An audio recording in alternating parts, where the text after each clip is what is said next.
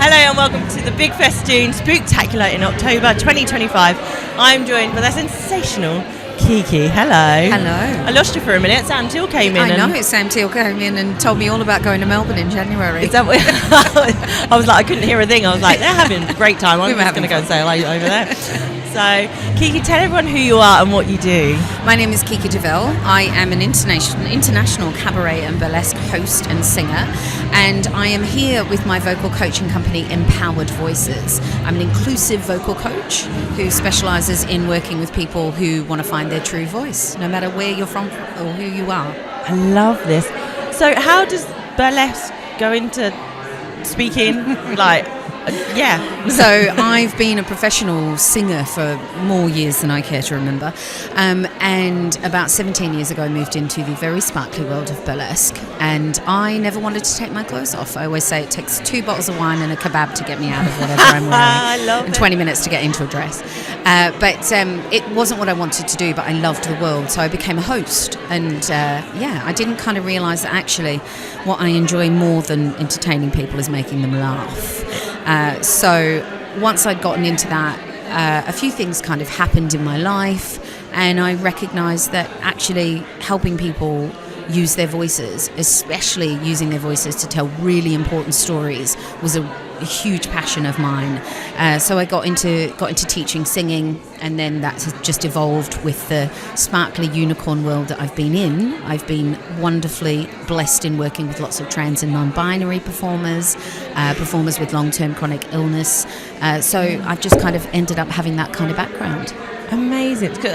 Do you, I suppose, from the burlesque world, you come into interaction with singers and things like that. Plus, obviously, speakers. I mean, Danny Wallace herself is a singer/speaker. Although I think if she could, she'd just sing the entire thing on stage. I feel like she's our Madonna Evita.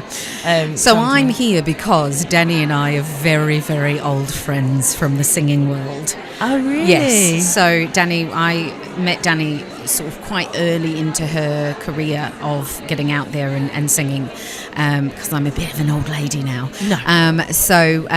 That's kind of how I've come into this world here, because Danny and I are very old friends. Well, that was what I was going to ask next, is how did you get sucked into the Big Festoon? So you're an OG. I'm an OG. I knew Danny before she was Danny. Whoa. But Danny also knew me before I was Kiki. So, so you knew Danny Wallace before she was Danny fucking Wallace, which is what she is. Which is Danny fucking Wallace now. Yeah, absolutely. Yeah. Yeah, I knew her before that. But she knew me when I was a very, very young Kiki Deville, but she's always known me as Mama Keeks. Oh, I like this too. I love these names that we all get and things. We do. Incredible. So what do you get from the Festoon? Because it's all very well knowing Danny and going, great, well done, love, like, great event, but you're here, you're involved, you're immersed in it.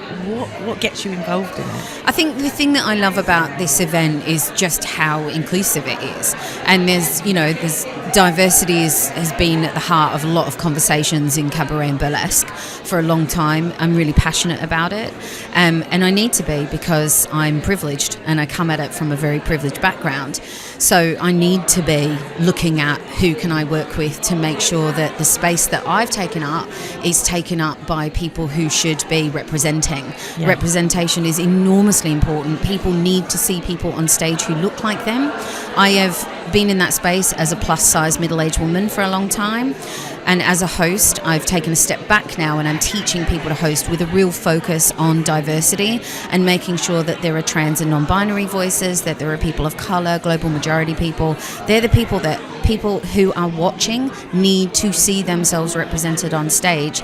And I need to, as an ally, make sure that I'm somebody who's offering a place to learn how to do that, but also to be strong, healthy and clear in your own voice in order to do that as well. Incredible.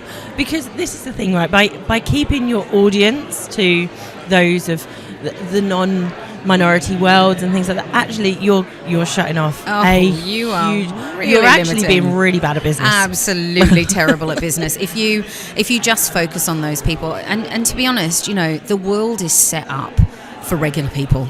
What we would call regular people. I'm doing inverted commas, like for anybody not watching, listening. It's set up to neurotypical, white middle-aged men. Sorry, but that's the reality.